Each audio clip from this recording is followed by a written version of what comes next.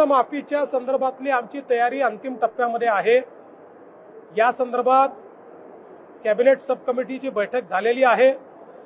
काही अधिकची माहिती आम्ही मागवली आहे, ती आल्यानंतर आम्ही ही प्रक्रिया सुरू करू। 30 जून पूर्वी कर्जमाफी आम्ही करणार आहोत। काल मला पार्थ पवार येऊन भेटले।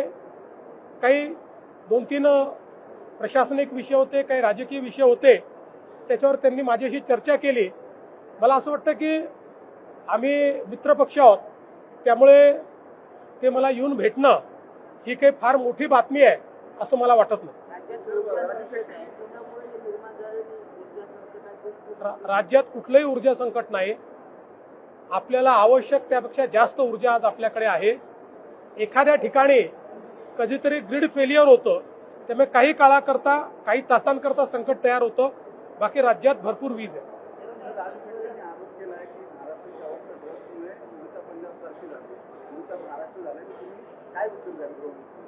असं आहे की आपल्याला आकडेच या ठिकाणी पाहायला मिळतात।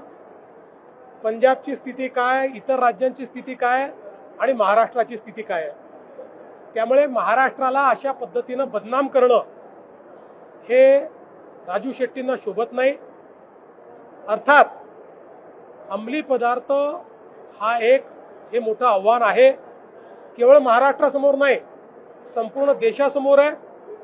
पण देशाचे कणखर गृहमंत्री माननीय अमितभाई शाह यांनी मोदीजींच्या नेतृत्वात संपूर्ण भारतामध्ये ड्रग्सच्या विरुद्ध मोठी लढाई सुरू केली आहे।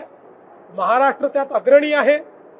काही काळ हा लढा आपल्याला द्यावा लागेल, पण मला विश्वास आहे की निश्चितपणे आपला विजय त्याच्यात होईल।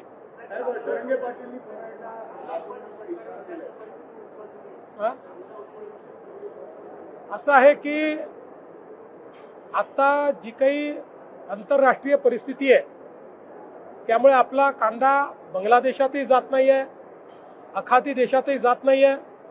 उत्पादन अधिक आहे, त्याला खरीदार कमी आहे, आणि म्हणूनच कालपासनं केंद्र सरकारने इंटरव्हेन्शन सुरू केलंय। 12.5 रुपयाच्या भावाने केंद्र सरकार कांदा खरेदी करतंय, ती सुरू झालेली आहे। त्यामुळे काही ना काही दिलासा हा शेतकऱ्यांना निश्चित मिळेल।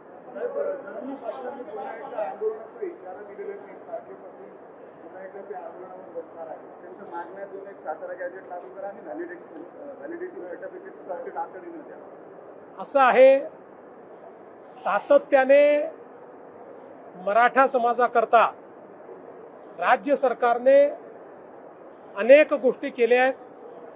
यामध्ये सारथी संस्था तयार करून आपले अनेक मराठा तरुण IAS, IPS, MPSC स्पर्धा परीक्षांमध्ये आज त्या ठिकाणी उत्तम यश संपादन करतायत।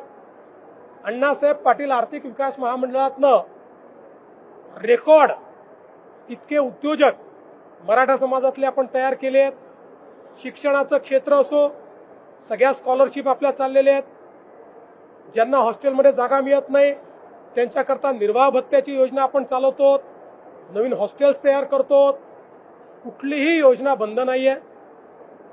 या ठिकाणी प्रमाणपत्र मागितलंय आणि खूप प्रमाणपत्र पेंडिंग आहेत अशी परिस्थिती नाही। जे प्रमाणपत्र मागितले जातात त्यातले जे त्या नियमात बसतात ते सगळे दिले जातात, आणि पेंडन्सी कुठेही फारशी तुम्हाला त्या ठिकाणी पाहायला मिळत नाही।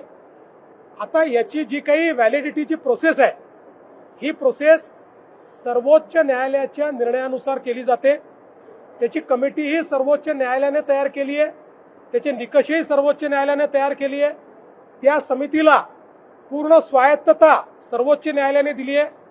ते काही राज्य सरकार त्याच्यामध्ये हस्तक्षेप करू शकत नाही। त्यामुळे त्या नियमानुसार कमिटी व्हॅलिडिटी देखील करते, आणि सातारा गॅझेटचा जो काही या ठिकाणी संबंध आहे, आपल्याला माहिती आहे हैदराबाद गॅझेट दिल्यानंतर त्याची केस ही आता माननीय उच्च न्यायालयामध्ये चाललेली आहे। अजून त्या केसचा निकाल लागलेला नाही। त्यामुळे कंटेम्प्ट ऑफ कोर्ट कुठेही होऊ नये या दृष्टीनं त्या ठिकाणी आमच्या लॉ अँड ज्युडिशरी डिपार्टमेंटने जे काही सल्ला दिलेला आहे त्या सल्ल्यानुसार आम्ही काम करतो. कुठेही मराठा समाजाकरता आम्ही केलेल्या योजना स्लो केल्या नाहीत, बंद केल्या नाहीत. उलट अधिक ताकदीनं आम्ही त्या चालवतो. आणि जेवढं मराठा समाजाकरता मुख्यमंत्री म्हणून मी आणि एकनाथराव शिंदेजींनी केलं, मला वाटत नाही की महाराष्ट्राच्या इतिहासात कुठल्याच सरकारमध्ये झालेलं आहे.